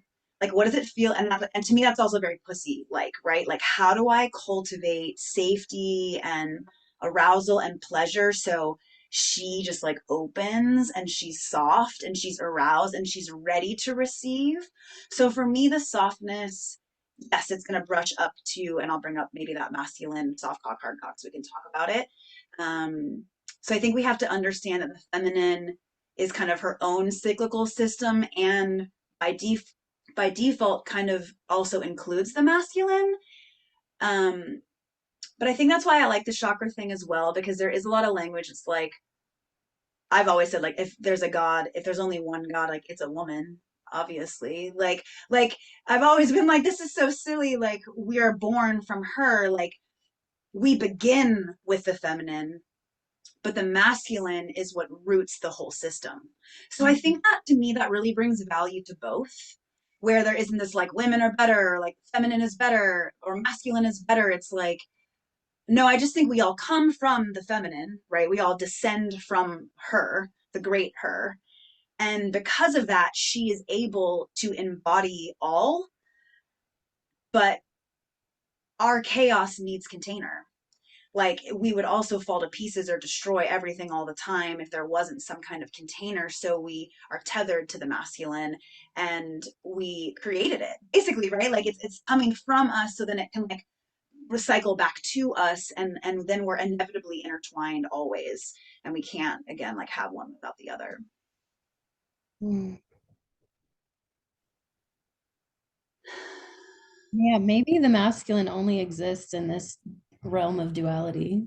Like once we die and return to source, maybe we just return to the feminine. Maybe like, yeah, if God is woman, like if God is feminine, like maybe God just created the masculine just for us to be in this 3D experience. And like, I don't know, that's a tangent, but I mean, I think it could be. I think that would be a reality where it is very nebulous, where we're literally just like matter floating around uncontained. And I don't really know what that looks like or if that's even an experience. yeah. Because again, like to have an experience, we have to be in relationship. And so I think God is divine union. I think God isn't just feminine. I think God is both. However, the channel, it's hard, right? Like it's like the channel of creation is feminine though. So Mhm. because she's the vessel of creation, she can contain all.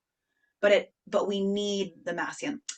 Maybe that doesn't make any sense. I'm trying to do my best. This is what I feel in my body. That too. I do think that the totality of it all would be the divine union of both for sure. Yeah, and I kind of like, I don't know. I don't really know if I want to be a part of an existence where there isn't structure. Like that sounds like hard to relate to, I guess. Literally, like that sounds like a joke, a pun, but like quite physiologically, like how do we relate to that? If we're just like a nebulous consciousness or something, like I don't know. I think that's why this experience is so beautiful. Is we get to touch things and we get to have structure and we get to have these sensual experiences in this physical body and we get to wonder about these nebulous energetic concepts and who knows what's on the other side, or if there is even another side, if this is just it, who knows. But this system is what calls us into the now, like how do we nurture this universe of nowness and potentiality in the nowness and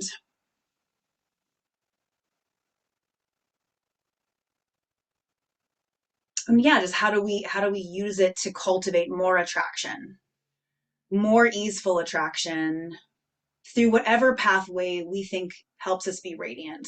And I think this is how you can determine whether you're a more feminine creature or a more masculine creature, is what makes you radiant with ease. So I can be very masculine and it can create a lot of beautiful things in my life, but after a while it burns me out very quickly. Me and my feminine, I do not get burnt out. Me like lollygagging in the wilderness, painting, dancing, hours on days on end, and I feel filled up. I feel radiant. I feel sparkly. I feel amazing. And I have seen very masculine men have the same experience about being productive and producing and gathering information and making a plan. Like they're like so fired up, but if we request them to be hyper creative or in their beauty or aesthetic or these things that kind of I think are expressed in the feminine, they're burnout. They're like overwhelmed. I see it happen all the time. Like this also gets a little nuanced into some of my practicalities of like the female brain and the male brain and how we're wired to do these things. Like the female brain is wired for diffused awareness. It means we actually have a gift to take everything we see and like find the links and find the nuance and like categorize them and organize them. Where the male brain is wired for singular focus. It's for like eye on the one thing, let me achieve that one thing. And so that's why I think most more feminine creatures, if you're in a partnership, women go to the grocery store and men don't. I think a lot of men get overwhelmed by all the options at the grocery store. And as a woman, I just don't. I literally walk in, I can like let it all come in and just dump out. Like especially if I have a pattern or whatever, right? Like I see this happen with men, you know, and I'm like, hey, it's cool. Like, let me go do this thing, but it's like literally going to deplete you. Like a 30-minute grocery store run is going to just like suck you dry. Where a 30-minute grocery run for me, like I'll be delighted later, you know? And maybe that's a stupid example, but I do think we can start to notice these things in our lives where it's like, oh, I can do that with ease. And our masculine counterparts are like fucking stressed. It's like, you know what, boo, like maybe you can just stay at home, like do your man thing, recharge. I'm gonna go do this. Then we'll both be radiant. Then we can step more into devotional love with each other because we're not depleted. And for me, this is a depletion thing. This is an energy budget conversation. What am I doing that's leaking my energy? For me, as a very feminine creature, when I'm too in my masculine, I am leaking energy. It is not pulling back into my radiance. But when I request more structure, request more masculine presence in my life to hold me, my feminine gets to show up, and then I'm more radiant and I have more of my energy to give. So for me, it's about how do I operate as a sovereign, energetic, full human, and how do I then get so clear in my language that I can ask the people around me to see who's available for these things that I would like to basically off put onto other people. Like it's like being a good manager, you know, like delegating. Like I don't want this masculine thing on me. Can you do it? You know, and that's where my journey of softening into the feminine has really helped me receive, because there's a shit ton of things I can do that men really love doing. And I sometimes really like doing it. Like I like chopping wood. I like being handy. I like doing these more aggressive outer things. But goddamn, when I see how like radiant men are when I let them do those things for me, you know, I don't need my ego in the way to tell me that I can do it. Like, of course, that's fine. I can hang a mirror, you know, but to watch these men show up in service and hang the mirror and be like, oh, like I'm in my masculine radiance is one of the most beautiful things. And so low key with all my friends and my community members, I've just been fucking around with like, how do I show up really feminine? How do I maybe like tease like their masculine out of them by being really feminine? Or maybe I feel like being masculine one day and seeing like if I show up in that way, what happens with my friends, my relationships, the people I'm surrounding myself with. Any thoughts, Jamie? I see you over here nodding. I know you formulate your thoughts over time, so if you don't have anything to share, it's all good. Yeah, I definitely need some time, but I'm seeing so many conflicts in my relationship right now. And I think one of the things that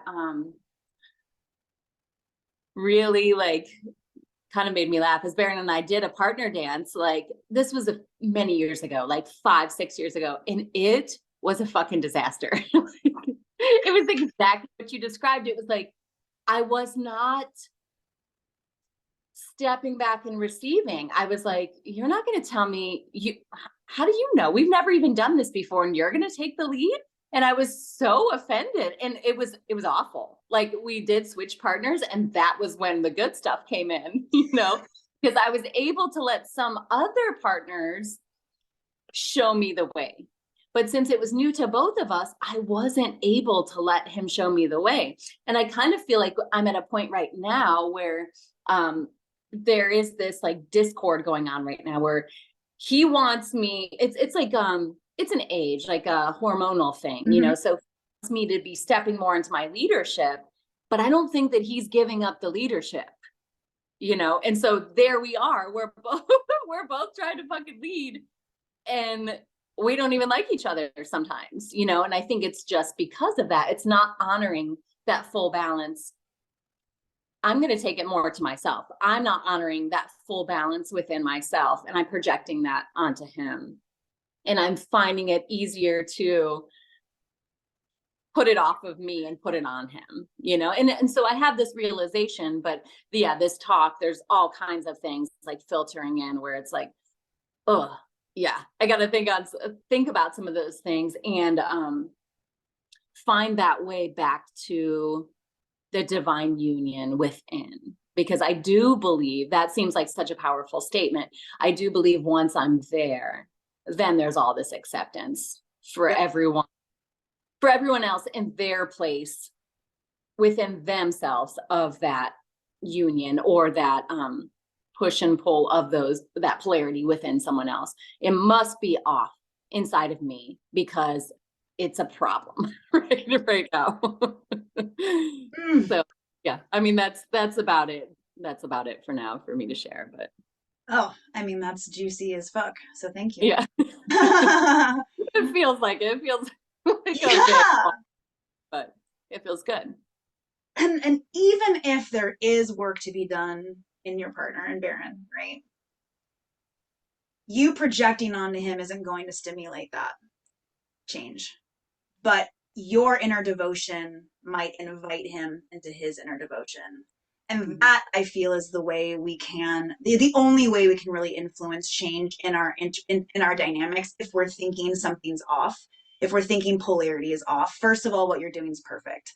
I say always go within first. What's the system that's setting the pace, the tone, the vibration of what's being mirrored back to me? Always like what's happening here. Because I've just found that when I soften to my process and I am curious here, it then comes off as this less like, this needs to change in you. It's like, oh, I've been over here really curious about my inner divine union. Like, oh, would you like to like go on an experimental thought journey with me about this? And then it's like, not me telling you what you need to do, right? Like, it's like, oh, I'm experiencing this really beautiful thing within me, and I'm understanding where I have resistance to receiving and resistance to following, and how I'm, allowing my masculine now to really shape in and to hold me in safety and to create the structure so that my feminine can be held in a lot of safety. And, and I think at some point it's like, so, and this is real, everyone who's watching this later. So if you're in a very like heterosexual man woman dynamic relationship, and then you start going through kind of that like menopausal later in life phase together, our brains do change, and the male brain does start to be more diffused awareness, and the female brain starts to change to be more like single focused. And so that is often very common if you age together with someone, that your polarity will change in time. However, it is interesting. I think that there's a request for a change, right? Like, hey, I want you to step into your leadership. And so then it's like, well, are you going to step into your fellowship then? Like, are you going to soften into receiving, right? And again, I think every time we have a question about our person in a relationship with us, and I think that's totally fine to have that question, then the work is, okay, well, do I have that in me first, and then it can be something maybe you develop for a long time, or invite in a softer conversation. And maybe at some point there's a straight up like, okay, I'm really trying to like step into leadership, but I'm noticing that like you're really struggling releasing the reins of this leadership. And so then we're just like both at war, and we're just going to repel. We're just going to like have this like fighting frictionless energy. And we have to find that the yin yang if we're going to find that devotion within ourselves or within each other. Right. Because even if you do give up some of the leadership, you have to fully give up. You can't say, well, this is what leadership is to me, and you're not doing it right. You have to give up that whole sense of like, okay, I'm going to meet this person in a different way, and I'm not going to influence the way that they go about their process, basically. So that's beautiful. That's beautifully put. And I think that's maybe what we're seeing in the world of really understanding surrender and receiving and following. There's a difference between being clear on what you want and then being bossy and bitchy and like controlling about what you want, right? And if you're going to fully receive, you just have to be open to how it comes to you, which I think is honestly a beautiful practice for how to receive the gifts of the universe, because I don't hold it to a finite tangible reality what I want from the universe. I try to feel into it so then it can come to me in whatever way I want. Because if I'm really, really like, again, difference between like clarification, refining, and being really specific, and then being almost boxed in on like, this is the right way, right? Like there's a really fine, I think there's a fine fucking line between those two things. So hopefully start to like feel into that, because as long as I'm receiving the feeling of what I desire, does it really matter how it's coming to me? And are we actually in our feminine if we're being bossy about the way it's coming to us? I always think that like I don't really know. I don't really know what's best for me or for anyone else. But exactly what you're saying is that feeling. Does it, I might have this idea of like, I want this, this, and this. And then it comes to me in this way that's very similar, but those details are changed. If you focus into that energetic, you're like, oh, it's here. And Yes. you can let go of that rigidity of like, it doesn't look exactly how I imagined it. But oftentimes I think it's way better than we could ever imagine. Yes. Yeah. Mm-hmm. Do you have something to add, Marissa? Like it looked like you were gonna.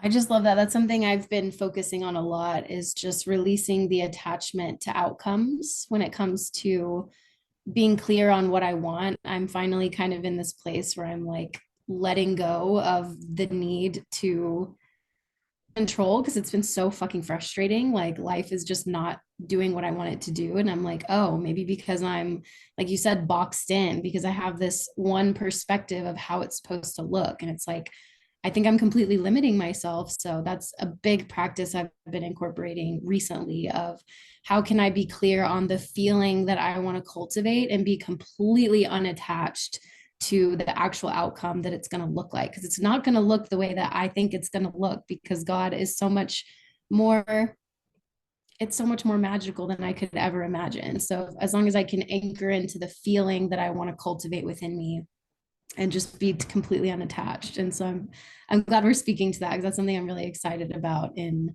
just where this year leads me now that I'm finally like, oh, I've been like completely blocking myself by this control of like, well, this hasn't happened and this hasn't happened and this hasn't happened. And so it's just creating room for possibility and for magic and for, we just live in such a strange, mysterious universe. So for me to think that I know the way it should look, is I'm the only one that's going to suffer from that. So yeah. Damn. Mhm. Damn, y'all. I mean, I don't know about you, but I feel like today so far is really profound. I'm like, everyone needs to watch this workshop. That's so good. I just want to validate and like appreciate you both for sharing. And I think ending on this like really beautiful note of basically manifestation and magic brings it all home, because what I said earlier, right? If we can start to prioritize the health and the inner devotion in our energy body, then the physical and the mental will kind of come with it. And so I'll share the way that I've been fucking around with this energy, because what I did mention before is I do think there's a wealth of quantum energy that lives in the feminine realm, because no one's daring enough to be chaotic and crazy and fully step into like this true authentic feminine energy, which whew, like I'm on a ride. I can't wait. I like to loop you all in a couple years about where I'm fucking around with this energy, and how it's manifesting. And it does come way more chaotically than like the linear manifestation methodology, which like cool. Listen, I've used the masculine way for a long time. It's dope. Like it's great. I put in effort. I do this, I get things, but I'm kind of ready to like fuck with the chaos and to be like, what happens if I literally just go play and keep my, which is so feminine, right? Like go do my pleasure, be in my pleasure, be in my creativity, be in like activate those chakras, right? Heart, intuition, sacral. Like how do I do that and hold vision of the feeling sense? So like I get the emotions wheel out all the time and I'm like, okay, how do I want to feel? And then my one piece of advice to bring it into the physical realm is to then visualize you in a made up moment that has created that feeling. And when it does arrive, it'll be a little bit different, I promise you, but I'll give you an example because I just had this manifestation come true. So I've been dreaming of village and of this idea where we're all just like meal sharing and like supporting each other in our businesses and in our personal lives. and we play and we do all the things together. And so I've always imagined a group dinner.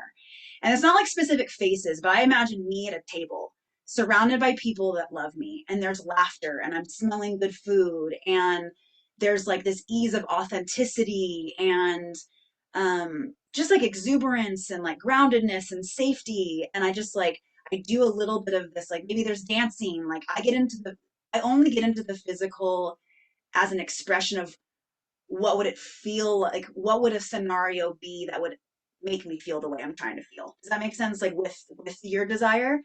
And yeah, just the other day I was in the kitchen with like my new village and tribe here, and we were all just like cooking, and like Tom was playing the guitar in the living room, and like Hannah was dancing, and I was just like, oh my God, you guys, like I've had this vision, like not specifically, but like I've been holding this vision and now it's here, and it's so much fucking better than I ever expected it to be. And I'm so happy that I didn't just like only know or only think there's this one way for it to come about. Like, oh, it's a husband with my children. I could have thought that, right? Like, oh, this feeling I'm desiring is this. But like, I didn't attach it to a label or a story. I attached it to like, yeah, that feeling. But I do take it a little bit further in that I do think visualizations that pull in our pleasure body and our senses, like when it comes to smells, tastes, what are you seeing, what are you hearing, will only amplify the feeling, if that makes sense. And the universe like really is like, okay, I see your flavor, you know, like it might not be chocolate chip cookies, but it's gonna be like something, you know, like delicious and sweet and gooey, and I'll give you that. And like you're not mad about it, you know, like I'm not mad about not getting the chocolate chip cookie because you gave me a molten lava cake or something, you know, like and I'm like stoked on it all. So I love this. And this is really why I think sometimes people are like, oh, polarity, why? You know, and I think we're really kind of getting to the root of that today. And the rest of it is nuance. The rest of it is, please just look at it. Even Jamie, you were like, I got to think about this. And like, maybe not. I think you can just like let it be in your mind space. But I really think these are a more of a like, just go experiment with it. Like, go fuck around and find out, you know, like, and ask, like hold that, like what does it mean if I'm really in my feminine, what does it mean to me if I'm really in my masculine, what happens around me when I show up in these different ways. Like for years I've been fucking around with basically doing a drip practice before a bro picks me up on a first date. I'm cracked the fuck open in my feminine and just like I'm all, hey, you know, they pick me up and they have no idea what the fuck to do with me, but like I've been watching what happens when I start to use what I call the alchemy of activating the masculine or activating the feminine or activating the divine union, and then seeing how that starts to change my immediate outer reality with how I discern and how I have like intentionality with how I show up.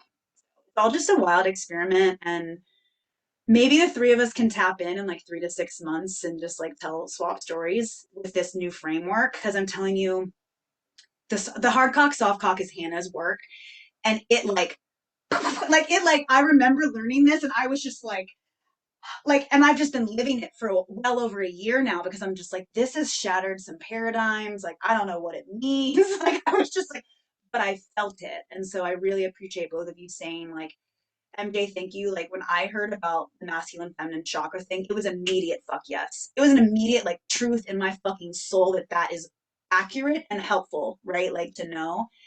And polarity in general as we expand, like to me it's just an expansive expansion of the lens.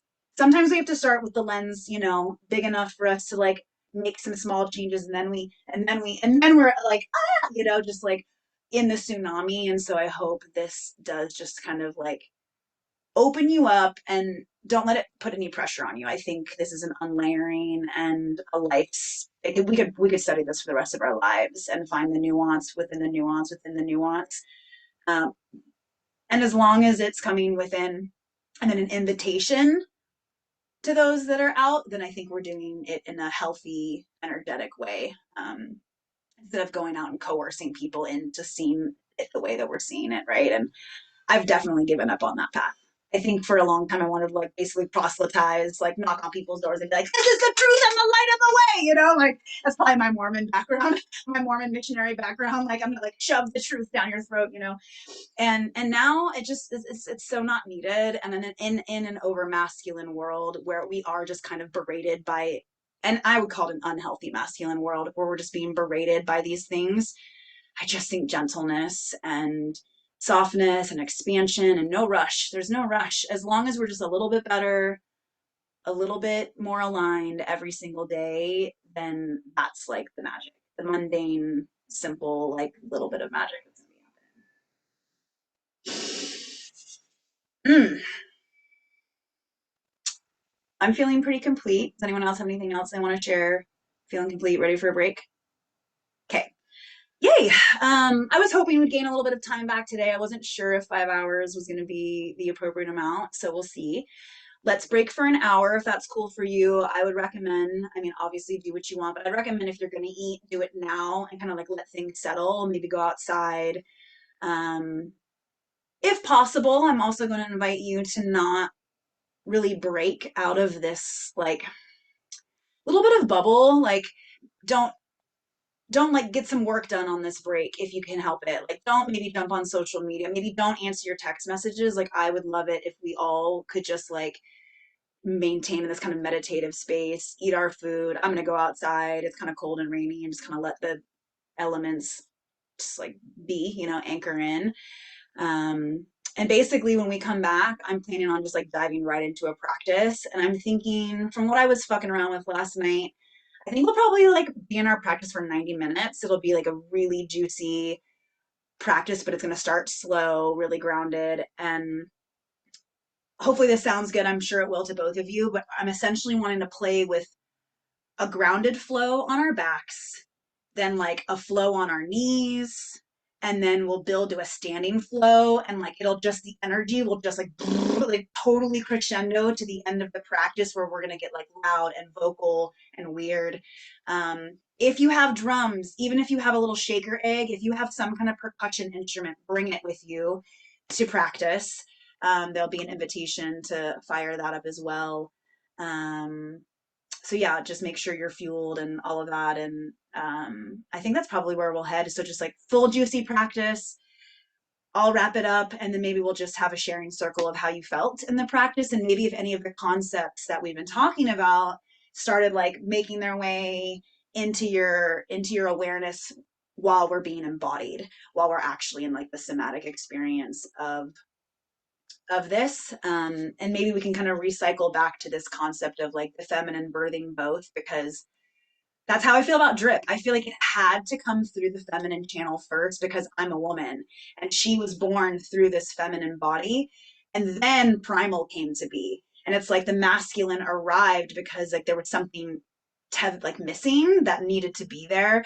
And so now I have its polar, and now they get to like play in this union together. And so maybe that can like kind of sit in your system as well, because it's literally the process that happened with DRIPP and with DRIPP Primal. I'm gonna close this down only because I don't want to edit like a 4 hour long video later. So I'm gonna completely close the Zoom down and then I'll restart the meeting.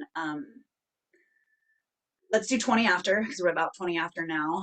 So full hour, I'll be back on probably at like quarter after if you feel like dropping in a couple minutes early. And definitely have space. Primal gets big, primal gets wild. Like, I'm gonna move out of this attic space to downstairs so I have more space to get wild. Yeah, sound good? Okay, I love you. Thank you for being here. Enjoy your break, and I'll see you in an hour.